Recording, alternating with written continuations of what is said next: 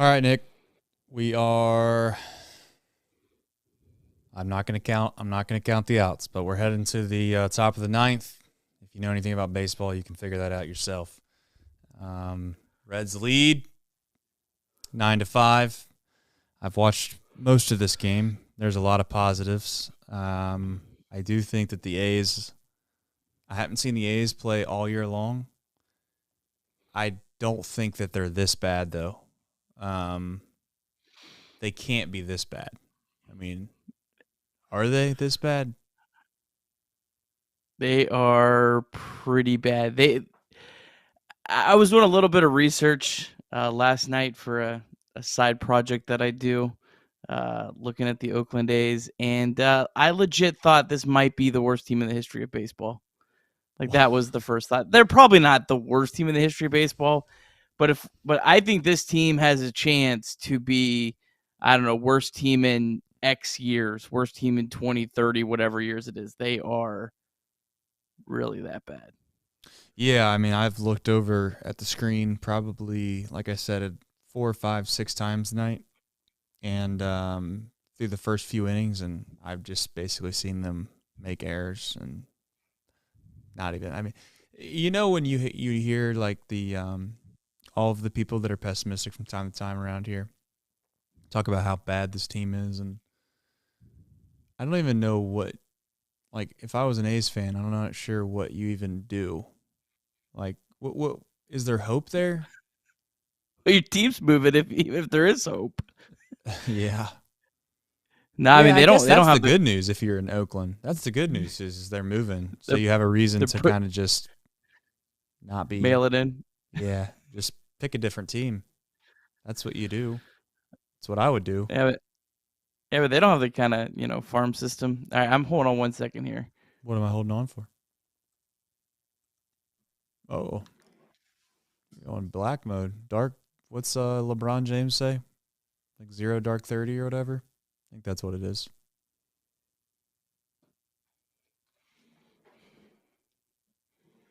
Ball. We got a special guest coming your way too, Jat. You don't know it.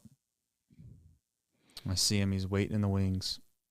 I'm back. I'm back. Just like Had to Diaz. switch. Is Diaz Had to throwing switch. tonight? I don't think so. They've had you said like what 3 off days? Just making sure. I don't know. They are at 4 runs though. Did you hear what the Cowboy just said, by the way? Cowboy's been wilding out, man. Dude's just letting it all hang out. I'm starting to think the Cowboy's just getting bored. He's like, yeah, I'm just going to say something tonight. It's just going to be outlandish. See if anybody says anything about it. Go ahead with what you were gonna say. Then I got something on the Cowboy. He said that if Sims keeps throwing the way he's throwing, he's going to be the closer with not even like he didn't say like he could vie for the closer's position. He just went straight up with, if Sims keeps throwing this way, he's going to be the closer without a doubt. Without a doubt. I'm like, wait a minute, dude. Why would you shake that up on this team? Like, Well, what I'm would just be saying, like, what did Diaz do that's just so damn bad that Yeah. you're like, oh, like you're out? Did old Henry Ramos just get on base again? Yeah, dude, he's a freaking, he's an animal. Now I will admit the one time earlier tonight, again, I hadn't watched every single pitch of this game, but I did see him get thrown out at third base by like 12 feet.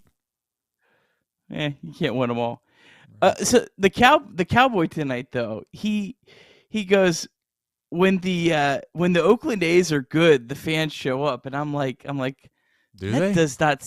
that's not sound right. So I go and I look up their old franchise page, and I see 2018 they won 97 games. 2019 they won 97 games. I wonder where their attendance was. It was like 24th and 27th, both years behind the Reds.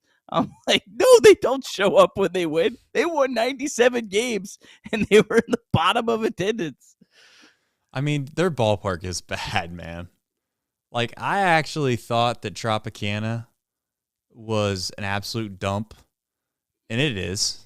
I mean, it's basically like Heritage Bank with some sky like catwalks in it and some turf.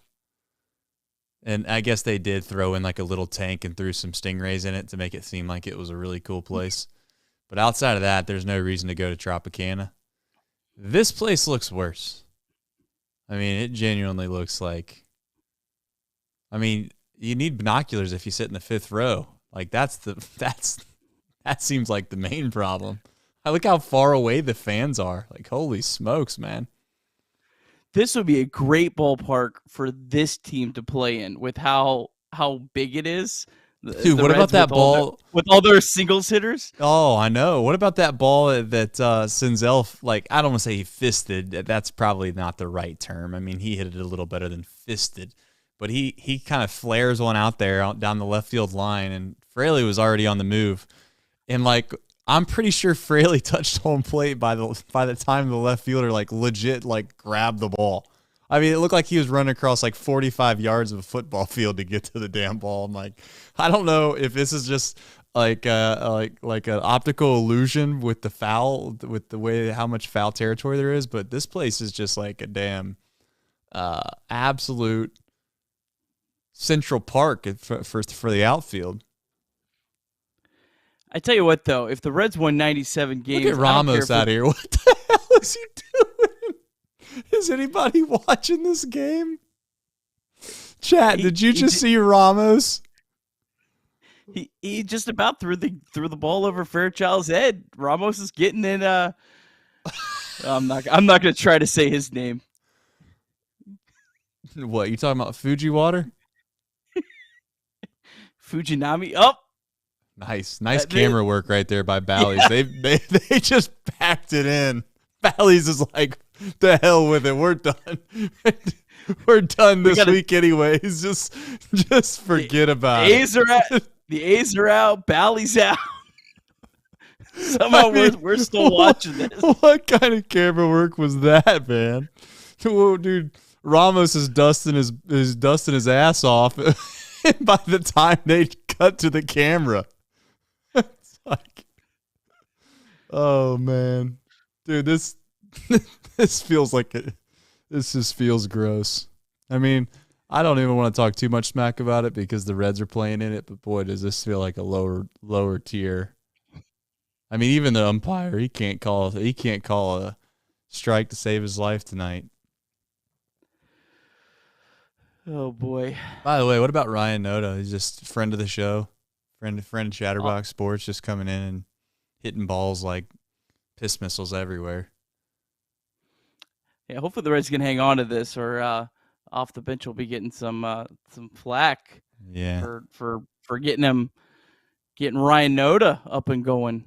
Our guy Clay Snowden's big on Ryan Noda. I don't know if you know this, Trace, but Clay picked the Oakland A's as his second team to cover for Just Baseball. So he watches. I seen it. I seen it. I actually pitied him. I still do somewhat pity him. Could you imagine? I mean, could you imagine last week when the Reds were losing like 6 games in a row and hadn't scored a run in a week, and he had to cover them and this team?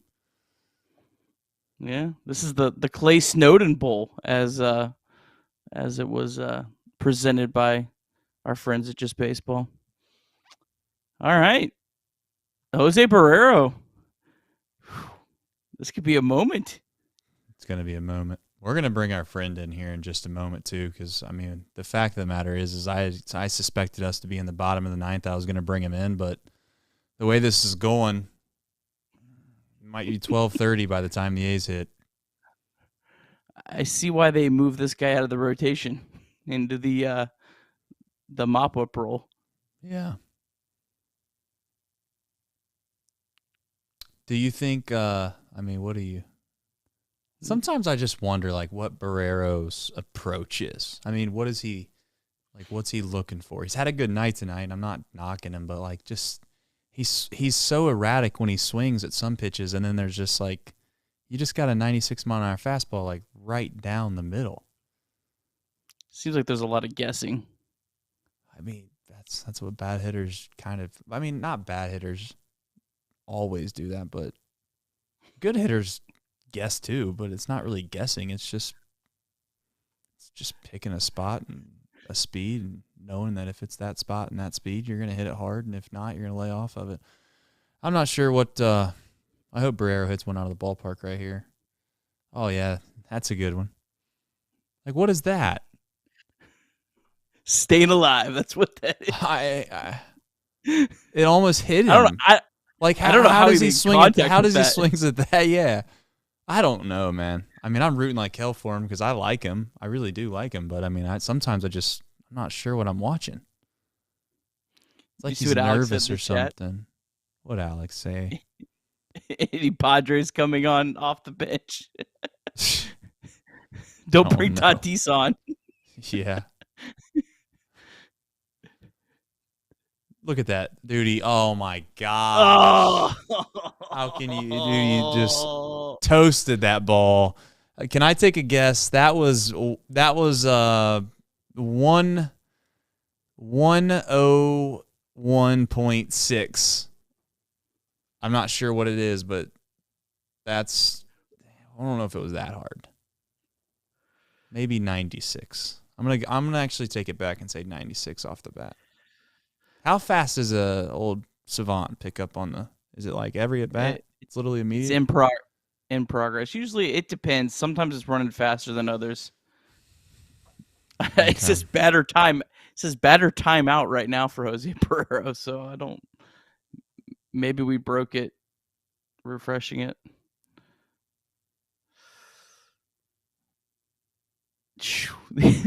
The expected batting average in this. Come on. That's what I'm talking about. That's what really bad baseball teams do. I mean, Henry Ramos just chugging along home, scoring another run. Diaz is coming in the game, right? Up 5? I don't know, man. If he's already warming, I don't know. I mean, maybe, but I mean, they're up 5, and they're likely going to add on some more here. I don't know. I'd be saving, man. You got Green and Lodolo, chance to. Yeah, you can't throw them. Trace, listen to this. Expected batting average in this game. Reds. Who's going to throw, though, really quickly? They kind of ran through a couple of their guys, if we're being honest. Oh, it's 7. Reaver. There you go. Reaver. What the hell is Fairchild doing? Just playing it base by base. He's going station to station. That ball might have been hit too hard anyways for him to score. But go ahead. You were going to say what? I don't know, maybe Reaver. Oh, but no, the expected batting average for the game, the Reds are at 364, the A's are at 373. This has not been a game of good pitching. Barrero's X velocity 104.2. Damn, I knew it was hitting the ball hard, but that 104 is like, come on, dude. Oh yeah, Legumina. I don't know when he last pitched in AAA, but this seems like a good spot to kind of get him his first inning back. Jabot. Chat's on it. Chat's got us. Yeah, Jabot. That's a good one. I mean, if they have time to obviously get him up. All right, listen, here's what we're going to do. I mean, I told you that. What time is it? It's 12:22. I wasn't kidding. You guys thought I was actually trying to be funny. Like, oh, look, Tracy makes some jokes. 12:23. The Reds legit, or I should say the A's legit aren't going to hit till 12:30. Like, that's a real thing. So, without farther ado, we're going to bring on a guy that I accidentally did something in the chat earlier that I didn't mean to do that I'm going to explain in a minute. But his name is Bryce Spalding. You probably heard of him before. He was on the podcast just the other day. Bryce, how are you doing? You should be doing pretty damn good. I mean, you see this Reds team? They're like world beaters. Hey, if we can play the A's and the Rangers, AL West, we'll dominate them. That's a good point. I never really thought about that. Coming for you, Astros. You don't want this. The Reds used to be in the West. Maybe not in the AL, but what about that, too? I think that through. Like, Who came up with that idea? Like, hey, the Reds, yeah, let's put them in a division that we're going to call the West. Nothing. Got nothing for me, guys. You thought it was hypothetical or what? I mean, how in the hell is Cincinnati a part of a West anything? Is TJ Friedel going to bunt? Reds and Force head might explode if Friedel bunts here. I mean, a safety squeeze might be a good play. Just saying. Every extra run when you're up runs is huge. That's right. They all matter the same. They all count the same. I'd really like for Spencer Steer to get off the snide here. He's hitting balls seem like hard. How hard was his exit velocity, that one he hit to right field? It looked like that was like a Great American Ballpark home run. He's got four hard hit balls tonight. Yeah. Yeah. Well, see, and 0 for 5. How much I paid for it. That's baseball, man. That is a tough night. Yeah.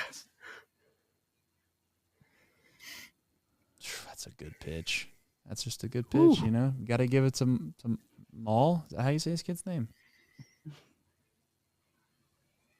Sam Mole.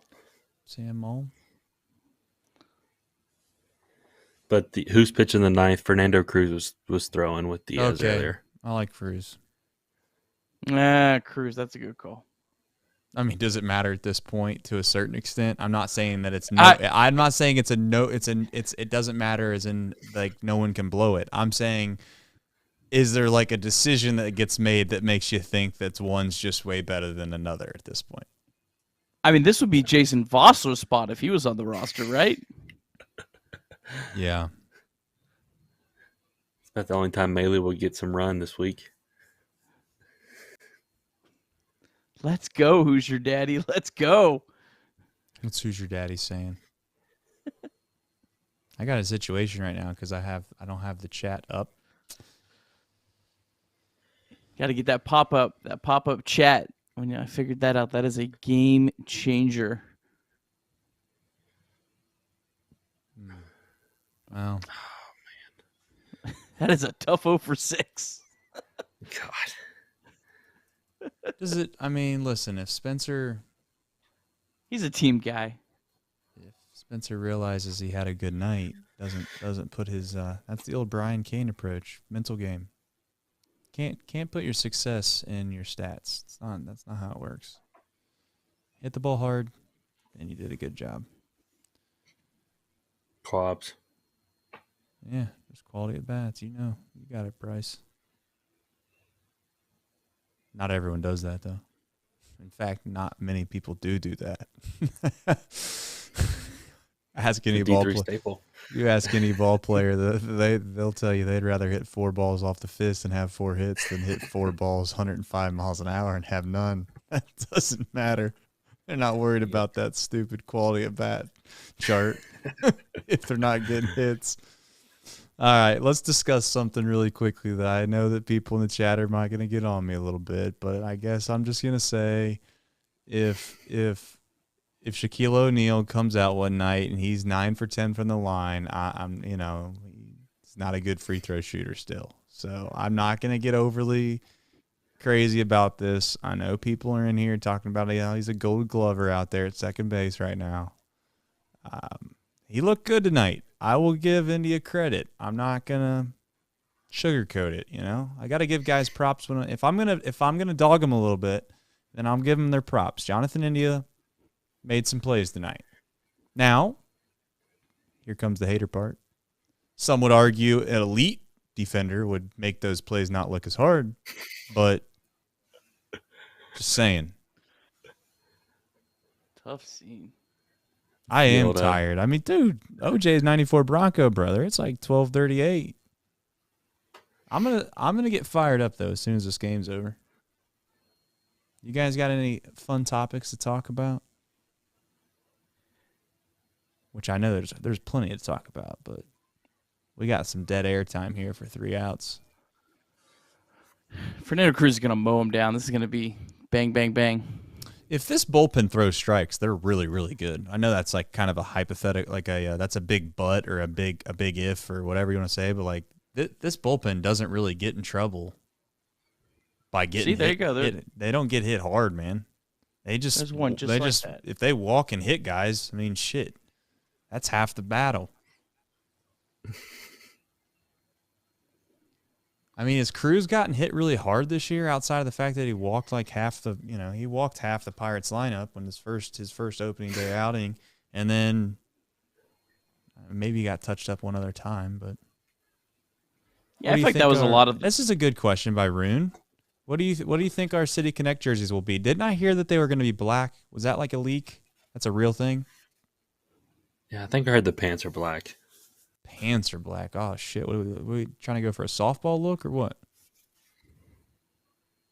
Did you see the Mariners one today? I thought that one was pretty clean. No, I got to dig it up now. Is it black pants? Black pants, blue top. Let me pop that thing up here. Man, black on blue. I don't know.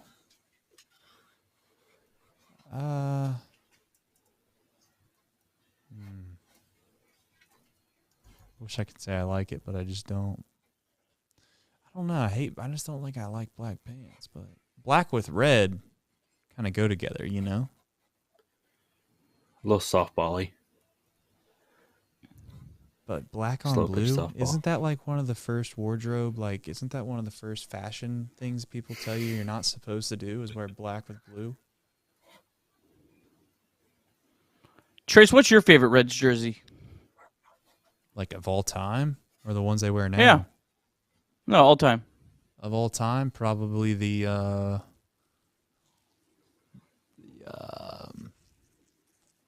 I don't want to know the era, but they kind of got the little bit of the bigger numbers. They're really it's like a 2D look. It's just straight, like, I don't know what the term is. There's no like twill on it or whatever that term is. I'll find it. I'll put it on the screen. Bryce, what is yours? I like the pinstripe era. Like, what was that? Early 2000s? That was my favorite. I like the pinstripes, but I like the mid-90s pinstripe ones. Those are my favorite. I don't know. It's probably I'm just so biased. It was like that's when like I watched the Reds as a kid, but I just those road 1995 jerseys, those were fire. Sweet.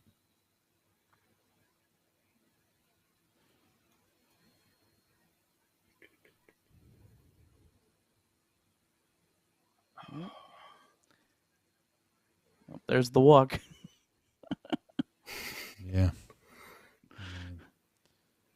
It's a big if. When he throws his splitter for a strike, it is filthy. So how about this guy on the Oakland A's? As bad as they are, this guy's I think leading the AL and OPS. Oh, Rook. Who? But like Rooker? how bad this team is, That and they ball's- got the AL leader in OPS. That ball was absolutely tanked, and it went like 4 rows into the stands. I agree, Jared, on vinyl. More throwback jerseys. I feel like the Reds should like that the 2019 season when they had jerseys on like every other week. I do that all the time. Like that was great. Doesn't that like make them more money in like jersey sales and stuff? As you would think, it would pay for itself at least. It at least creates interest in the team, no matter what. The 1919 jersey's pretty legit too. I'm not just saying that because they wore that for the Field of Dreams, but I don't think there was a jersey like they ran out there in 2019 that I didn't like. I think I liked everything. I liked everything a lot better than the current jerseys. Yeah, why do we keep sticking with these current jerseys? I'm being serious. They're so bland. Like they're not bad. There's nothing. They're bad. They remind me of like word art, kind of. Like you know how when you got word art, oh my gosh, that ball is just fucking crushed, dude. Oh man. Well, you might get to see Diaz tonight. No, let's not do that. Well, I just said if these guys throw strikes, they don't get hit hard. Shit, I think that just took the whole thing away. Maybe that's why he leads the AL and OPS, because he gets a lot of at bats when they're down 6 runs, where he's getting fat pitches right down the middle. Yeah, the old see how far they can hit it. Well, you've seen it. This guy's gonna get traded at the deadline and hit like $150 for whoever he goes to. I'll tell you what, man. Brandon Drury effect. Yep.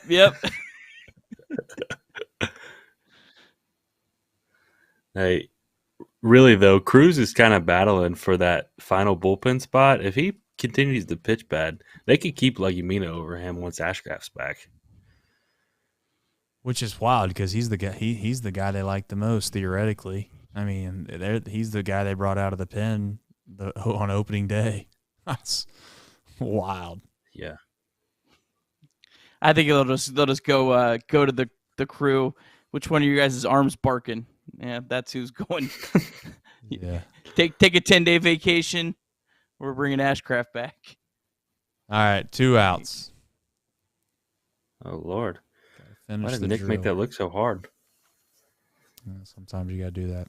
All right. I would say this uniform is my favorite uniform, which I think I've changed my mind.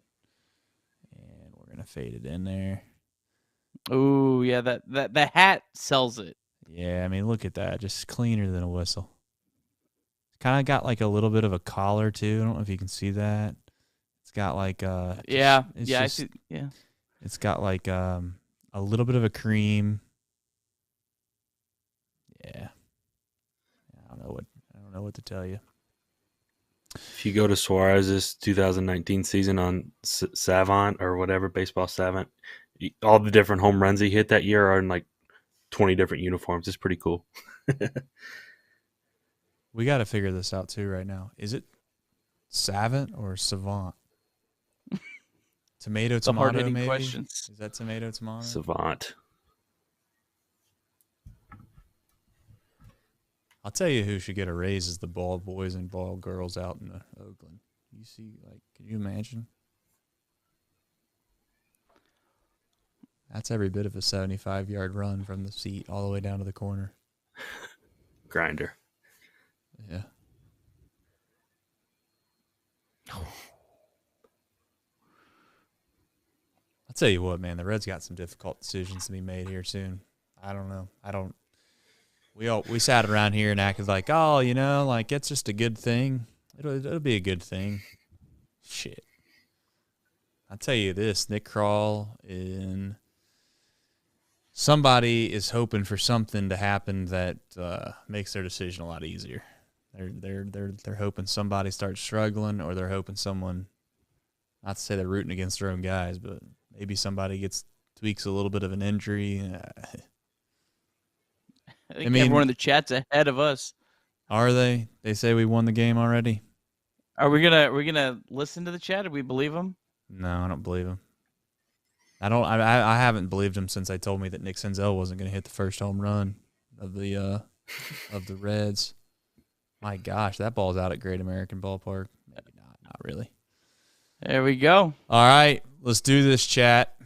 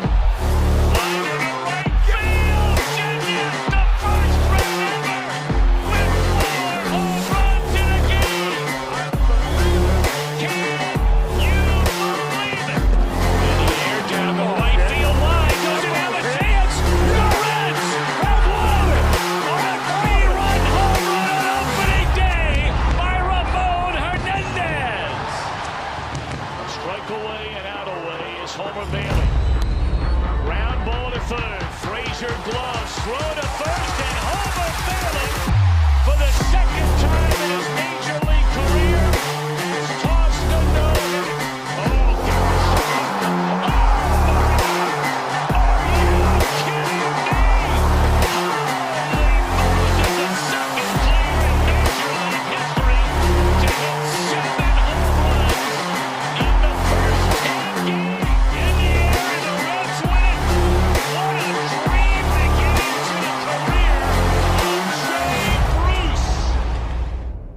All right, welcome into Chatterbox Reds late night edition. Into the wee hours of the morning. But we're not going to consider this Saturday because we have a show to do today that's theoretically going to be called Saturday, so we're going to act like it's still Friday. The good news is we brought in some reinforcements. Nick Kirby's in the house. Bryce Spalding is in the house, and we have a lot to get into. We have obviously the box score recap we'll do just a second. Rake Fraley's back. Luis Cessa, I think many people were maybe hoping that he either missed the bus, probably a plane, and the big leagues usually fly out to the West Coast. But he made the trip, and he didn't, he battled. Myers, Reynolds obviously gets the call-up. We'll talk about that. Some Reds MILB, which has been hotter than a firecracker. And if you were wondering, the Reds are 11-15, and the St. Louis Cardinals are 10-16, currently losing by 3 runs to the Los Angeles Dodgers, staring at 10-17 right in the face. So, what do you think about that, fellas? I like it. All right, Bryce. We asked you to come on the show. I do want to let Nick, I don't know if you have the box score recap ready to rock. If you do, I'm going to throw it to you. If you don't, that's okay. I got some ideas, but Nick has given me the thumbs up, so let it rip. You're up. All right. The A's took a 1-0 lead in the bottom of the first as Ryan Noda, former UC player and off-the-bench star, recorded the game's first run. Reds, they came right back, scored 3 runs in the top of the second on 5 straight hits. Fraley single, Ramos single, Senzel single, Fairchild double, and Barrero double. Then Jake Fraley hit a 2-run home run in the top of the third to put the Reds up 5-1. Luis Cessa pitched pretty well up until the 6th. He came out in the 6th inning with a 5-1 lead with a very low pitch count. The A's got 2 runs to cut it to 5-3 on a pretty bad misplay in center field by Friedel. But it could have been more if not for a great catch by Jonathan India and some good pitching to get out of the inning by Derek Lull. Cessa's final line on the evening, 5 innings pitched, 8 hits, 3 earned runs, 1 walk, 2 strikeouts, no home runs. But the Reds, they responded once again. Reds scored 3 runs in the top of the 7th to take an 8-3 lead on an RBI doubles from Nick Senzel and Stuart Fairchild. Then, off the bench star Ryan Noda again hit a 2-run bomb. This one was a real bomb. Cut it to 8-5, but the Reds had another run in the 8th. 2 more in the 9th. They were up 11-5. Cruz gave up a 2-run homer to A's new star, Brett Rooker, and that made the final 11-7. Reds have won 4 in a row, fellas. They have. They've been hot. I mean, and they've looked good, right? I mean, the Rangers was the series in which obviously we didn't expect at all to sweep. This is a series where, again, I caution myself on getting in the idea or the habit of thinking that's a must sweep or you gotta sweep these guys. It's just not how baseball works.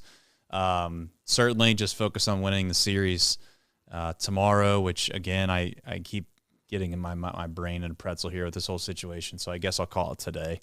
But I think that this team looks like they're having fun again. That maybe is the most important thing. I think for it seemed like for a while they knew they were in a rut.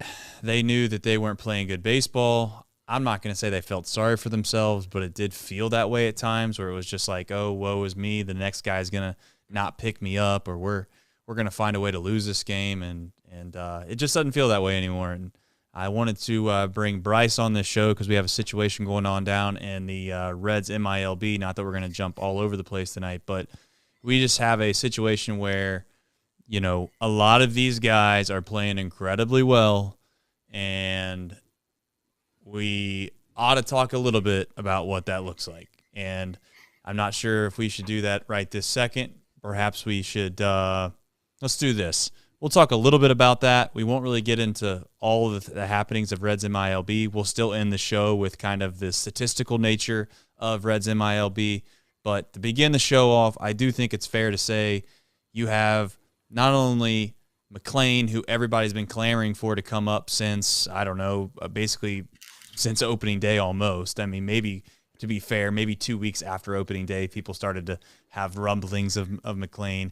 To be fair, McLean did did have like an 0 for 20 stretch. I mean, if you, but that's like the scary part. If you took out that 0 for 20 stretch, he's hitting like 700. But nonetheless, you have him, and now you have Christian Encarnacion Strand, who had a hell of a spring training, arguably the best player in spring training. You wonder what he looks like when he comes back from injury, and he's done nothing but basically hit home runs every other time he's come up to plate. So, Bryce, you obviously put out a tweet today that had basically the concept that Ellie moved over to third, McLean was at short. Do you have any overall thoughts on that? Obviously, I wasn't a huge fan. We can get into that a little bit, but your overall thoughts on as to why they would have done that, and then obviously we'll talk about the call up here with Myers and Reynolds. I'm more Reynolds, but you get the point. Yeah, last year they did that a lot in Chattanooga whenever Ellie kind of got there. They like to keep those guys versatile, which they didn't do that with a guy like India. So it's kind of hard to complain about it because you want that. I get it, Ellie. You want Ellie to be the guy at shortstop, and I totally get that point. But I don't hate it just because we do expect to see McLean before Ellie in regards to his timeline to get to the big leagues. So if you give McLean that continued play at shortstop, I don't think it could hurt. I mean, he hasn't played anywhere else besides second and short. So obviously our second baseman's playing pretty good baseball right now. So it was a tough situation to be in where the guy's absolutely tearing it up in AAA. But I mean, the two guys up ahead of him right now aren't playing too bad themselves. Nick, do you have anything to add on that side of the house? Yeah, I mean, I'm a guy that supports position flexibility. I know not everyone else does. I think that there's, like the Cubs, they did it and had a lot of success with Chris Bryant and Ian Happ. Didn't mess those guys up. I think everyone likes to point to Nick Senzel. I just think it was bad luck with him more than anything else. I think more often than not, good players can play multiple positions and it's not going to impact them. If it impacts them, more often than not, I think they probably weren't good enough players to begin with. Yeah, I'm not suggesting that, like I said, and I put out the tweet that I wasn't going to try to overreact with it, and I'm still not going to at this very moment. I don't think shifting guys' positions for short periods of time is going to be a huge needle mover one way or the other. I just caution us to feel like we always have to have this quote unquote position versatility all the time. Like, there are certain guys that make sense for, in my opinion, that are quote unquote fringe big leaguers, guys that you need to have position flexibility because when they get to the big leagues, it has to make sense for them to be there, and they got to be able to fill maybe multiple holes. But when we're talking about like the best player that we think could possibly be not only in minor league baseball right now, but in 2 or 3 years, the best player on planet Earth, as you said before, Nick, like I just don't find the need to have to move him really. I know, again, I'm not suggesting maybe 2 or 3 times just to kind of, again, test the waters out, make him feel like if he needed to move that he's done it before type thing. But I don't want to make a habit out of it just because McLean's a little bit ahead of schedule. Like, when we say ahead of schedule, we're only talking about probably, in my opinion, 3 or 4 months. Like, you know, if Ellie's playing relatively well and we in every indication shows that he's going to, as far as when people just look up his statistical nature, like you look up his stats really quick and you're like, oh, he's hitting 100.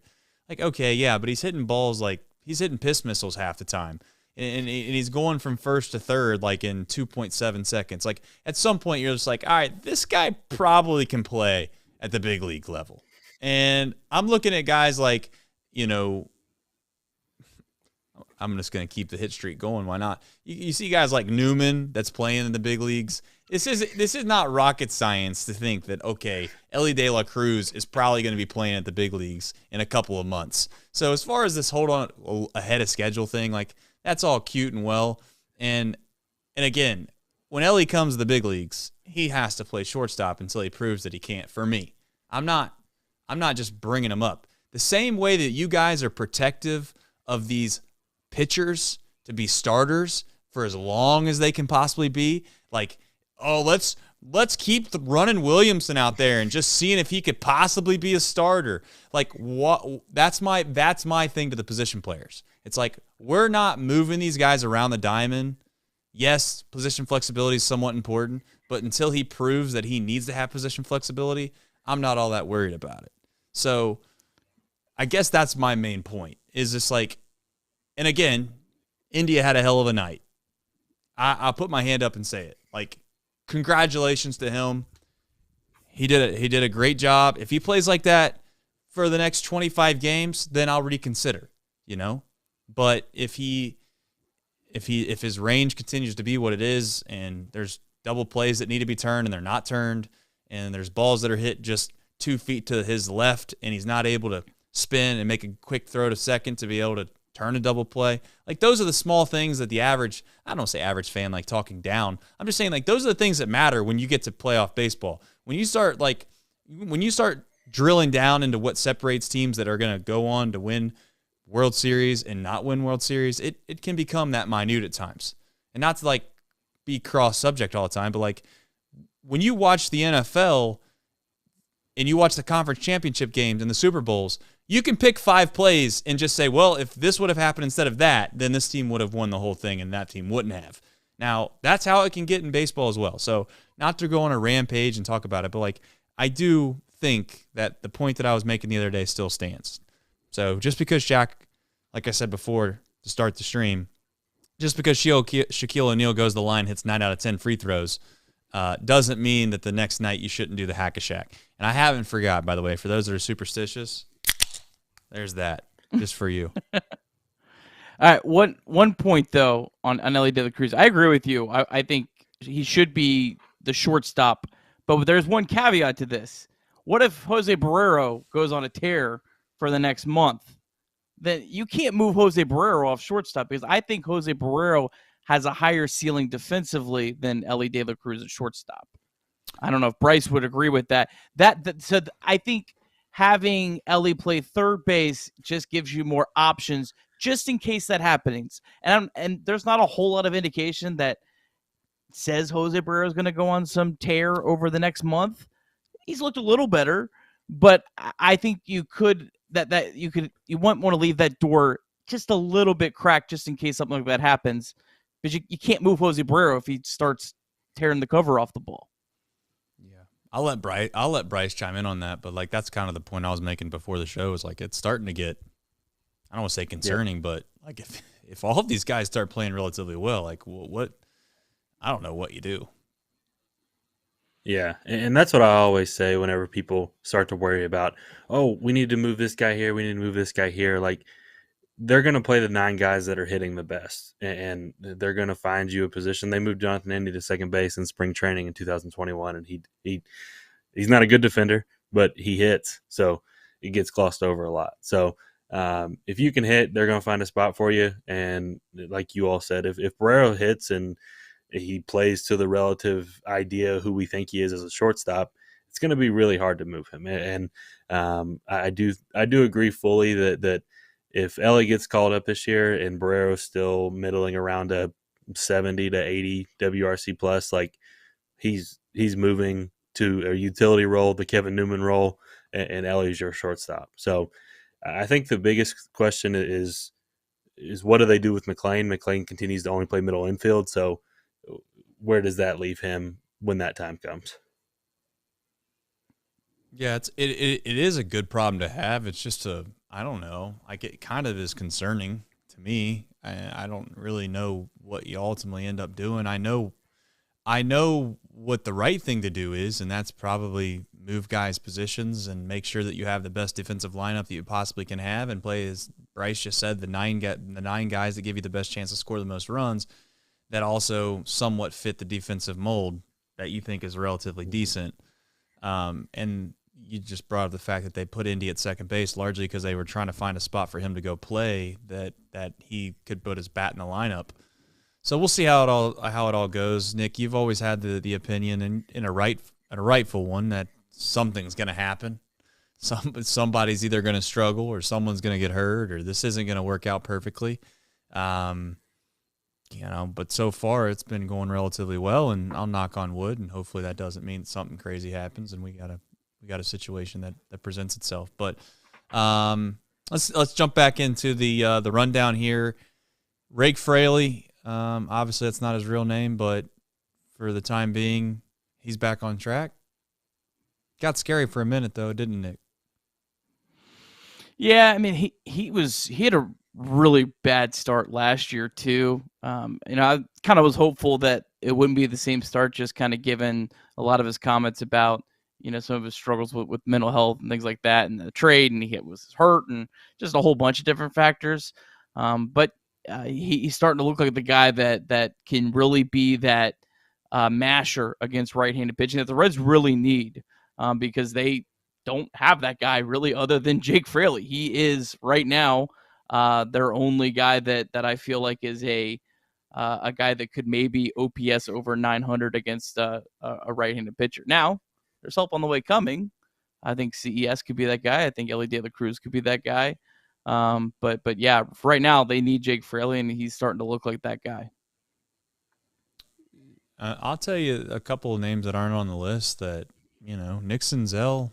There's a lot of guys that deserve credit or at least mention on the rundown. Nick Senzel's obviously one. Henry Ramos continues to come up here and provide a spark, whatever you want to call it. But I'm going to keep giving that man props. I know that people wanted to kill him when he came up, but he's done a hell of a job. I know there's other ones that I'm missing right now. Barrero is a guy that had a couple extra base hits tonight. I mean, the list goes on. I'm pretty sure that I think I've seen somewhere where everyone had 2 hits besides Steer, and Steer had 4 hard hit baseballs as I was brought to my attention. So that's just baseball in a nutshell. Hopefully Steer gets the whole quote unquote thing that everybody always says, it evens out. Hopefully he can find a way to get some poorly hit baseballs that find holes relatively soon. I know, Bryce, you were a little concerned. I don't think you're overly concerned yet, but you're a little worried about maybe if it's going to get to his mental, maybe.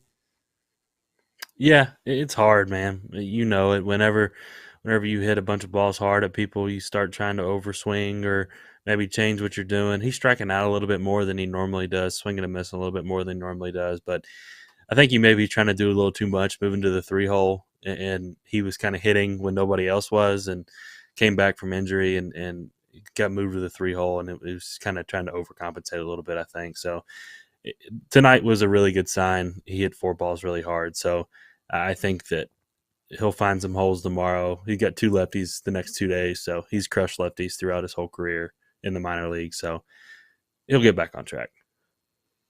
Yeah, and the Dodgers have taken a 7-3 lead now. So that's a shame. Yeah, I mean, I hate that for the Redbirds. Could you imagine what their fan base is thinking right now? You think our fan base gets upset? They've got to be an absolute just hysteria. Luis Cessa. I don't have a whole lot to talk about Luis. I'll let you guys do that work. I not going to say anything bad about our Cincinnati Redlegs, but I do think that somebody's got to pitch those innings, and I will give this with Luis. Luis could have really spiraled out of control after the outing when he gave up, 250 runs in the first inning. So I do give him credit for bouncing back a little bit. If you get the what you got the last 2 starts from Cessa, I think you'll be pretty satisfied with that. I know the Pirates have been hot, but I don't know how real their offense is. But 4 2/3, I think he gave up like 2 earned runs. I was at a wedding that day, so I wasn't for sure. But he went 5+ with 3 earned today, but kind of got bailed out a little bit. I think David left him in a little too long. I probably wouldn't have let him face Langoliers after the Friedel misplay there on the ball in left center. So, but I mean, he just pitches to contact, and it's going to look really ugly some days, and some days it's going to go to your defender. So you're just going to have to live with the results at times. But I think I would try to give Stout an opportunity again. It was a pretty tough start for Stout to go and face the Rays. So I thought he settled in nicely after that first inning. So wouldn't mind to see that, but Cessa's going to probably continue to start for a little bit. I have no problem with Sessa getting starts. I mean, he's a placeholder right now. If the Reds were trying to win a World Series this year, sure, you know, throw a guy with more upside there. But he gives you the flexibility of not having to rush a guy from AAA that you don't think is ready. You can move Sessa to the bullpen for a month at a time later in the year if you need to, and then bring him back. I think he's done a fine job. I don't think he deserves nearly the hate that he gets. I don't think we need to have a parade for the guy, but I think he's done a fine job, and I don't have any issue with him starting. Yeah, I mean, there for a minute we were just begging our fourth and fifth starter to go out and throw 5 innings and give up 4 runs or less, right? I mean, he's done that a few times. So, to back up your point on Steer, I mean, this poor guy. I'm looking at his outs tonight. 86 mile an hour exit velocity is one of them. I'm trying to go down through his list here. He had the second or the third or fourth hardest hit ball. Where is it at? So, 106 off the bat, and he gets rewarded with a double play. That's baseball being so lovely and nice to you. And then he hit 102 miles an hour into another double play. So, that's what a lovely game. I'm sure he's in the clubhouse right now just thinking about how beautiful it is and how great it is. So hopefully he does bounce back. And, oh, by the way, that 106 mile an hour was the fourth hardest ball hit.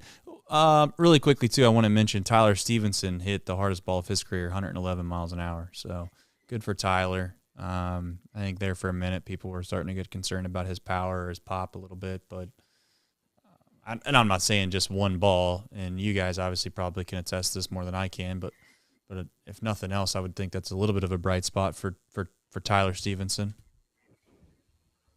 Yes, very much so. That 110 kind of threshold is where you kind of start separating guys with real power versus not, and it's good to see him kind of hit that. Now he just needs to start elevating those 106, 107s, 110s, and we're going to start getting some bombs. All right, so a couple things right before we get into some Reds in MLB that I think we can all make some quick chat about in regards to before Nick runs through kind of the stats.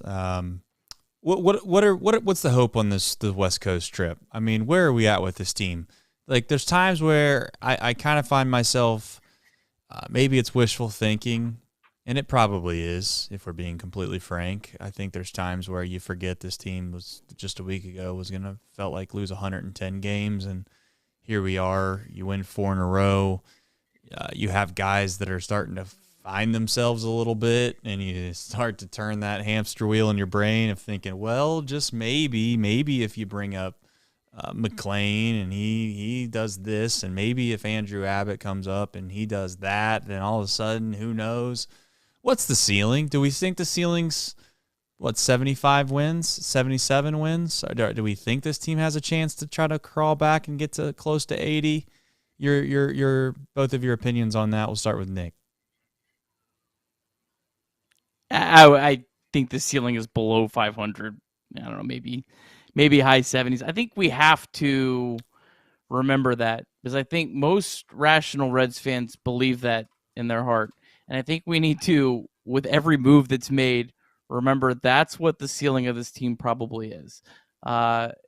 These moves aren't, a lot of the moves are being made for development for the future more so than on the field at this present moment. And I'm fine with that this year. I don't have any issue with that. It's fine if other people disagree and say, you should try to win every game. That's fine to have that mindset. I don't have that mindset this year. Yeah, I'm right there with you. I do think that you really haven't seen a high-level starting pitching yet from a couple guys that I think Lodol's had a rough couple starts. Same with Green. So I do think that we'll get some better starting pitching as the year progresses. And obviously, the fourth and fifth starters have been a wreck most of the year. I think Weaver's going to stabilize that a little bit. So I think the starting pitching can carry into maybe 70, 77, 78 wins, but I don't know. It's hard to predict those type of things. Christopher H. We got to have Bryce on more often, Trace. Damn. Bryce is bringing in the big bucks. Tell you what, I'll stay up this late every night. I might be able to pay my rent this month. Christopher H. with $20 super chat or whatever that is. It might be an emoji. I'm not sure. It's not a chat. If you have a question, Chris, I'll answer it right now. I mean, I can be won over with money. We'll bring on the show for $20. Yeah, I'll send you the link right now, Chris. Put you in the feed, buddy. Yeah, but thank you. In all honesty, thank you. I don't know if you accidentally meant to do that, or maybe you'll ask for a refund in 5 minutes. Who knows? But for the time being, really, really do appreciate that. As far as everybody talking about what I'm drinking, I mean, like I said before, there's no chance in the world that I'm going to drink that water from St. Louis. It's not good. Never has been good. Just telling you the truth. All right. Let's get into some of these guys. And by some of these guys, I mean 3 in my mind that I think are going to make a really strong argument of whether or not they should be on the big league club sooner or later. 2 of them, I would say, are areas of need. One of them, I would say, is somebody that's just playing so well that you just feel like you got to bring him up. That would be Matt McLain, but let me get into the other 2 first, since we already talked about Matt a little bit, or we've talked about McLain at length on other shows. Abbott is a guy that I know we're scared to rush up to a certain extent. He started in Double-A, but if this kid continues to throw the ball as well as he's throwing the ball, on top of the fact, I guess I'm doing a sales pitch right now, so I'll keep it going. On top of the fact that this is not a high school kid, he's a kind of a guy that threw the ball well at a collegiate level in a big-time league, in a conference. He's well experienced. I think he's relatively mature. How many more good outings does he need to have before he gets called up? And then on top of that, how many more home runs does Christian Encarnacion Strand have to hit? Is it 4,000 feet worth of home runs? Is it 5,000 feet worth of home runs? How many feet worth of home runs does this guy have to hit before you're like, okay, he might be a better option than Matt Reynolds or Will Myers or I'm not going to talk smack about anybody else because they don't deserve it. So I'll stop there. But that's my overall question to both of you. All right, I'll start. All right. Go. Oh, sorry. We're both at the same time there. All right, I'll start because I'll be quick here. I have one kind of hot take here. I think Christian Encarnacion Strand, maybe not tomorrow, but I think I'm fine with him being called up before Matt McLain. I think me and Bryce had a pretty good conversation yesterday. Thought about it a little bit more. I think Christian Encarnacion Strand probably at some point needs the challenge of the major leagues more than Matt McLain. I'm going to play devil's advocate on Matt McLain because everyone wanted to kill the Reds today for not calling him up, and it's a fun thing to dunk on. I love Matt McLain. I think he's a bona fide above average player. But this guy had a 116 weighted runs created plus last year. And right now, or at least coming in today in AAA, he has a 392 BABIP. I think it's a fine strategy with Matt McLain to say, all right, you've had an incredible 24 games now. Let's have you give us another 20 games, whatever that number is, and say, if you can keep this up, then yeah, we're going to call you up. But if not, we want you to go through that struggle, that next slump, that regression that probably is going to come, looking at like the BABIP numbers at AAA and see how you work through that. So I think there's a valid reason for keeping him. I think there's a valid reason for calling him up tomorrow too. I'm not saying that people are wrong on that, but I don't think the Reds not calling him up is some like damning thing. That's just my opinion on the whole thing. What did you have as BABIP at? It's 392 right now. Last year was 300. So last year he was probably really unlucky. This year, I wouldn't say that 392 you have some luck. He's hit the ball very, very hard. Statcast backs it up, but a 392 BABIP is really, really high. And I'm sure the Reds are looking to that number and going, okay, what's the real number going to end up at? And so I think it's a valid reason to say let's see, have him go a little bit more. Because the last thing you want to do is call this guy up, and his natural regression that probably is coming happens at the major leagues, and he gets off to one of these atrocious starts. You saw this with Jared Kelenic, Kurloff with the Twins. They just came up and they sunk, and it was really ugly for the start of their big league careers. And I don't think you want to see that for Matt McLain. So I don't know. I wouldn't be mad if they called him up tomorrow, but I don't hate them making him prove it a little bit longer. I'll play devil's advocate to that after Bryce goes. Yeah, no, I think I like that thought of bringing CES a little bit sooner, because, like you said, he's eventually got to get challenged a little bit more. I don't know if facing 92-mile-an-hour spinners is going to help him. I think he's going to spit on spinners. He's going to hit fastballs a long way. So he does need to see some guys that do throw more to him there. So I definitely don't mind that. And I wouldn't mind if they kept McLain down a little bit longer. I think everybody, I mean, he dropped out of every top 100 prospect list this offseason. He really did struggle last year. So there's definitely parts of his profile that fit the mold of improving at the major league level. Like, he doesn't swing and miss a lot. He walks a lot. So, but also on the BABIP thing, like, he does hit some home runs. He walks a lot and he strikes out a little bit. So his BABIP's probably going to run a little bit higher because his quality of contact is good. So it's kind of, you almost treat him like a 3 true outcome type of guy, weirdly enough, because he's like 5'7", but he is kind of progressing towards that way. So, and then regards to Abbott, I'm ready to call up Andrew Abbott whenever. He can get major league hitters out now. He's a 24-year-old left-handed pitcher that's polished and has 3 pitches. So, like you said, he pitched at Virginia. He pitched in the College World Series. He pitched in big moments. He's faced good hitters. So the moment wouldn't be too big for a guy like Abbott. All right, so your BABIP. You ready for this? I'm ready for it. I do understand this is major leagues, not AAA. But the 2 guys that he theoretically would be trying to quote-unquote replace and or take at bats from right now. Player number A, so I'm not a hater, has a BABIP of 280. Player number B, that has possible potential of taking at bats from McLain right now, has a BABIP of 209. So I do understand the concept of thinking that he's at his peak. I would also flip that right on its head and say the argument that I would have right back, you can rebuke, we can play like Texas Hold'em where, you know, I raise, then you raise, then I raise, then you raise, and then somebody eventually folds. But my thought is that there's the idea of thinking that obviously he's eventually going to come down to where water meets its level and he's going to regress in some capacity. But the other concept I would have, or the other argument that I'm going to make right now is that, okay, let's say you do wait for him to quote unquote come back down to earth, if that's what you're trying to say.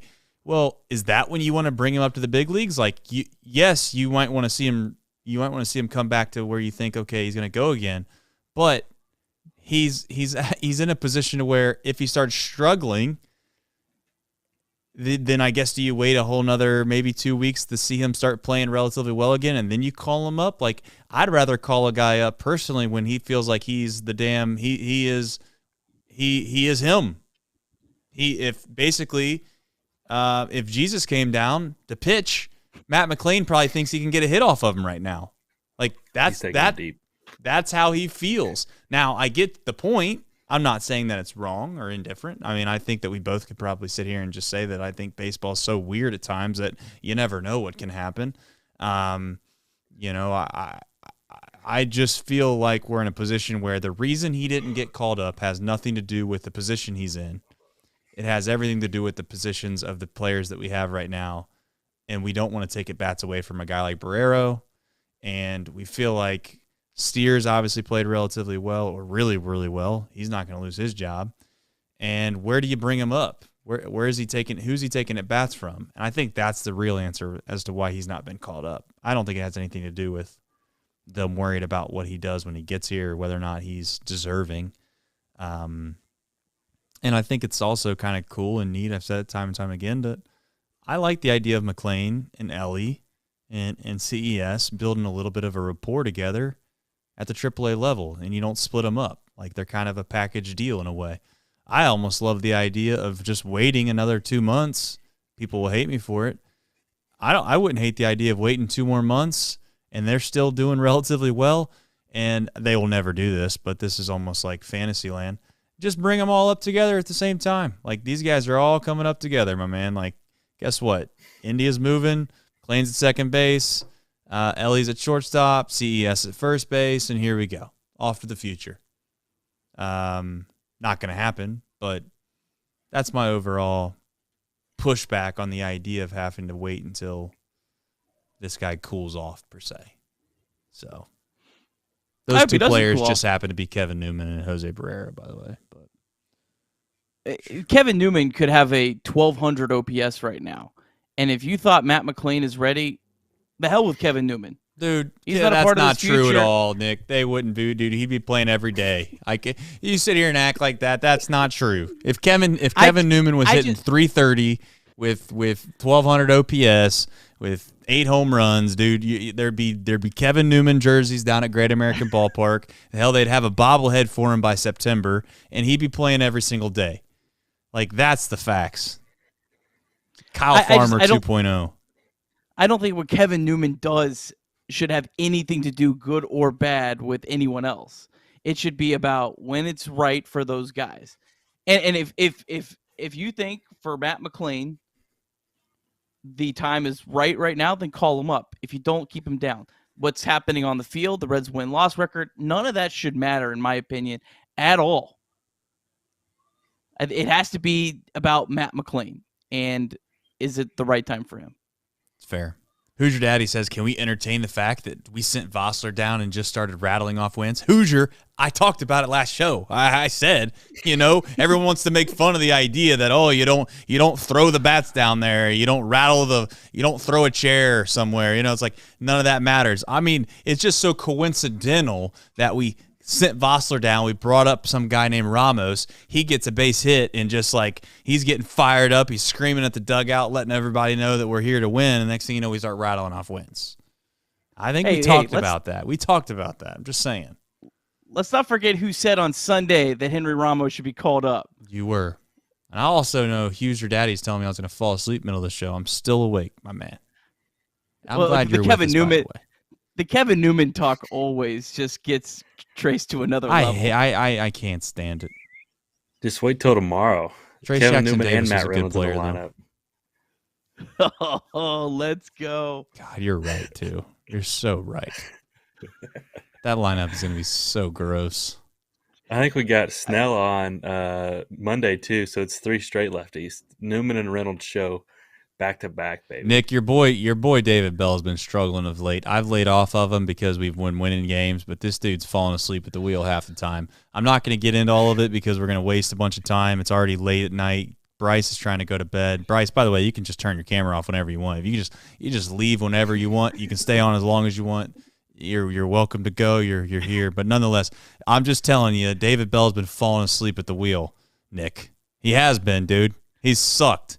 I mean, dude, he brought in I can't even remember, was it Jabot? It's like he brought him in for another extra inning. Was that Jabot or was that like Law? I can't even remember at this point. But anyway, he brought him in. It was like dude did his damn job, gets 2 outs. He's like, "Oh yeah, you think you can finish this off for us?" We got Sims in the bullpen. Meanwhile, the Cowboys up in the damn press box tonight talking about how the Sims is just he's the inevitable closer. I mean, like what the hell is going on? Like we got our color man that's been with us for 20 years talking about how we got a guy in the bullpen who's the inevitable closer over Alexis Diaz, who arguably you could say is one of the best closers in all of Major League Baseball. And all of a sudden we're running Ian Jabot out there for an extra 3 outs in the ninth inning after he already got 2 other outs where they got Sims just sitting back there. What, you didn't want to ruin his arm? You got anything to defend your boy for that? Hell yeah! I didn't see the end of this game. Yeah, you didn't see it. You were I'm gonna busy. refrain from commenting. Yeah, David Bell. He needs to figure it out, man. I've been trying to be nice to him. 4 in a row. Yeah, 4 in a row. Exactly. All because Jonathan he threw that India. chair. Obviously threw that chair. No, he didn't throw any chairs. Henry Ramos brought his ass up here and started telling people in Spanish that if they don't pick it up, that they're going to be down there in Louisville too. And he let them know that the bus rides suck.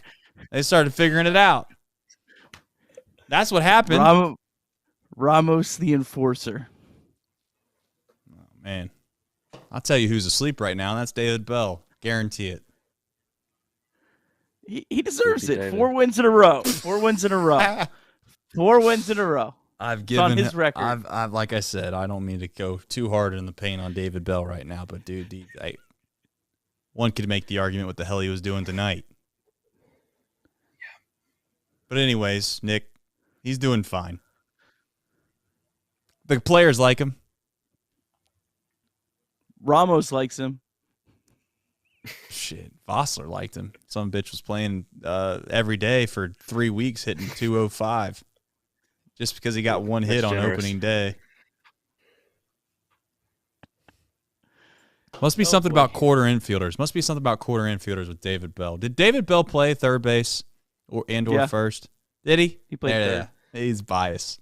Got a soft spot. David in his heart. Bell was Kyle Farmer as a player. David Bell was Kyle Farmer. Was he? That's why he loved him so much.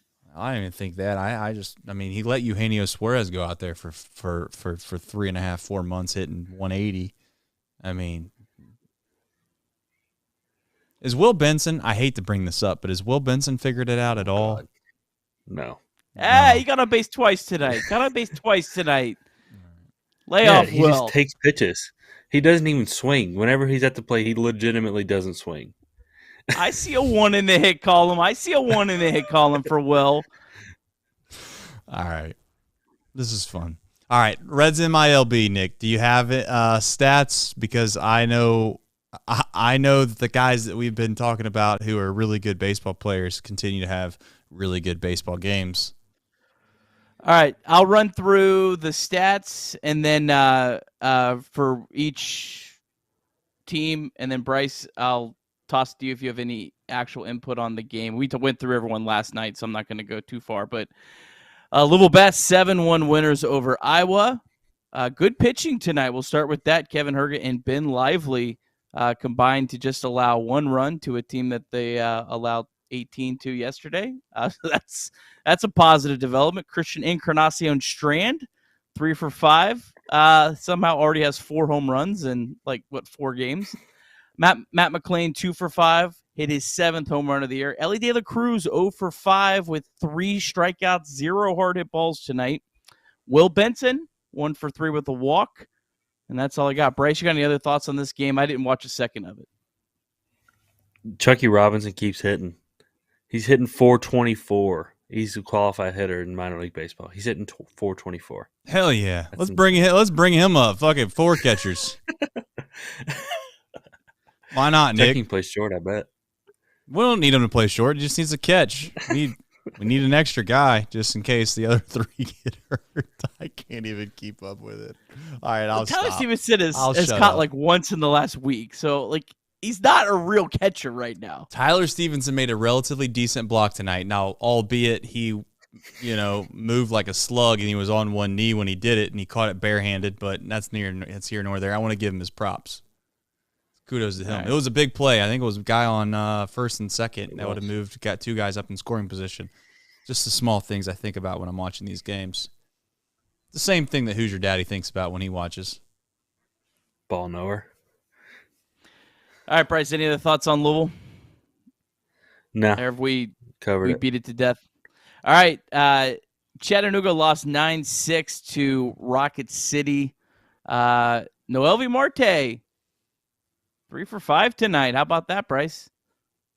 Yeah, he looked good. He had one really, really bad at bat, and he has those at times where it doesn't even look like he wants to be in the box, but then the other times he hits line drives over the second baseman's head like it's his job. So he looks like he's turning the corner a little bit. Sam Ben Scooter had a really rough day. He's definitely a bullpen guy for me. He's got really good stuff, but he needs to make that transition sooner or later. He's like 25. Is it Ben Scooter or Ben Schuster? I think it's Ben Scooter. Ben Okay, Shooter. all right. I don't really know, honestly. All right. We'll figure it out. These minor league pronunciations are a roller coaster because there is no help. There's no Baseball Reference page that spells it out. You have to like find a podcast or something, and even that could be wrong. You have no idea if they're idiots like us. Any other thoughts on this game? I didn't see anything else that really stood out. Jacob Hurtubise. I don't know if you all have seen that story. The guy from Army, the first professional baseball player from Army. He keeps playing well. He's got 5 stolen bases. He's OPS in 900. So he's an intriguing little prospect. He can play a little bit. Outfielder. Doesn't strike out at all. Really fast. So he's got to keep an eye on moving forward here. What level's he All at? right. Double. The choo-choo. Chattanooga. All right, High A. This is the wild game of the night. Dayton, they blew another one, right? They lost 12-11 to Lake County in 11 innings. Edwin Arroyo, they were 0 down. for 6. Go ahead. They were down what? They were down 9-0 and scored 8 in the 7th to get it to 9-8, and then it went to extras. It was a wild game. Edwin Arroyo 0 for 6 with the strikeout. Blake Dunn, though, when's this guy going to get called up? 3 for 4, hit his 3rd home run, had a walk tonight. This is a guy that just continues to impress, kind of off the radar. We talked about him yesterday on the podcast. I think maybe he should get a look at getting bumped up to Double-A at least at some point this summer. No doubt. Yeah, he's been awesome. The home run he hit tonight was an absolute bomb. I'll post it on Twitter later, maybe tomorrow. I plan on doing a thread on him tomorrow, so I'll put that out. It was a bomb. All right, and then Daytona lost again. They're now 7-12. They lost 3-2 to Fort Myers. The positive from the game was Carlos Jorge, 3 for 4 with a stolen base. Logan Tanner was 0 for 3. Victor Acosta 0 for 4. And then Cam Collier and Sal Stewart did not play. Any other thoughts on Daytona? No, always good day when my boy Carlos Jorge has a couple hits. So good to see from him. Heard it's a good beach. Very good beach. That's all I got, Trace. All right, how's it? Sounds good. Adam is fired up in the chat. Good to see him. Curtis. Good to see you, Curtis. Andrew, as always, is here. This chat is amazing, man. The fact that we got this many people watching at 1:30 on the Eastern time zone is absurd for a team that is 1-4 straight, probably going to the playoffs. Some say World Series. I won't go that far yet, but this team is looking relatively good. All we need is a couple guys to come up with the thing. And Mouse Cop, as always, probably one of the largest and biggest OGs that we have at Chatterbox, is saying like the stream. We have 14 people that like this stream right now. So that's on me. That's like a David Bell type move. You know what I mean? Like, got to be better than that. 14 likes. I'm going to sit here and watch that. We need to go that needs to get to at least, I don't know, at least 19. Some would say 20. It's jumping. Some would say 20. I got 18. Come on, 18. Can we get to 20? By the way, this is for Adam. We have a couple more things to do before we end this show. You know what they are. I would like to stay married. I also would like to not have to sleep on the couch because I do like my mattress and I do like my pillow. So tonight's dunk is going to have to be undercover. We're going to have to find a way to make it nice and quiet. You know what I'm saying? But I promised Adam I would do this. I don't know how I'm going to do it without making a fool of myself. Here, let's try this. This is for Adam. Just because you guys are all here, let's have a little bit of fun. Ready for this, Adam? Ready?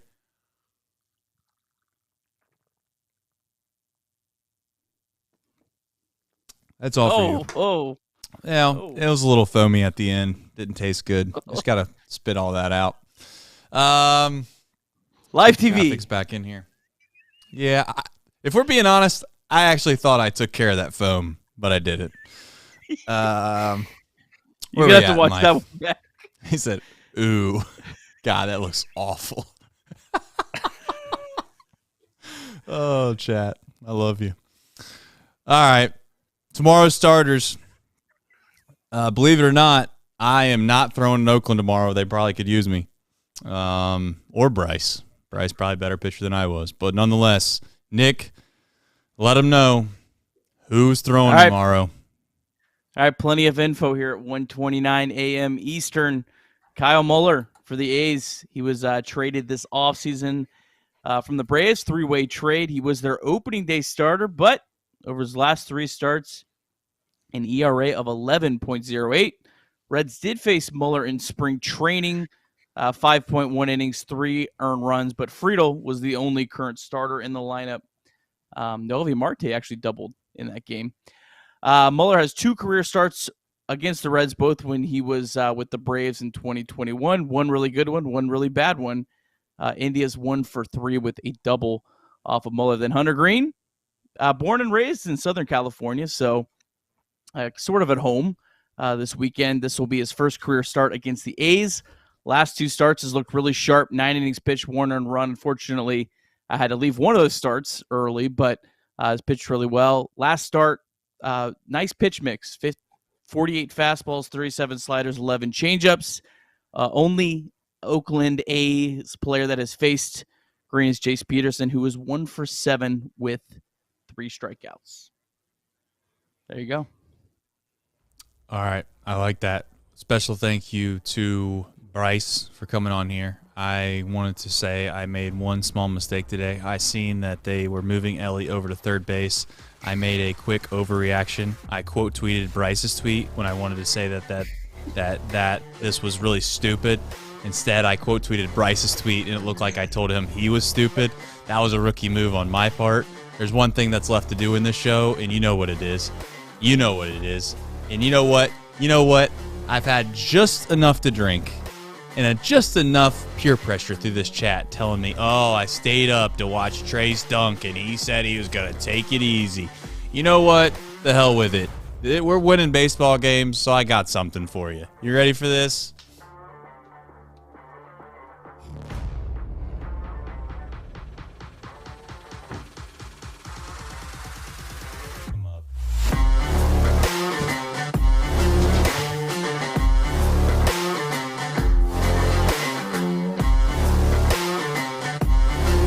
That is elite.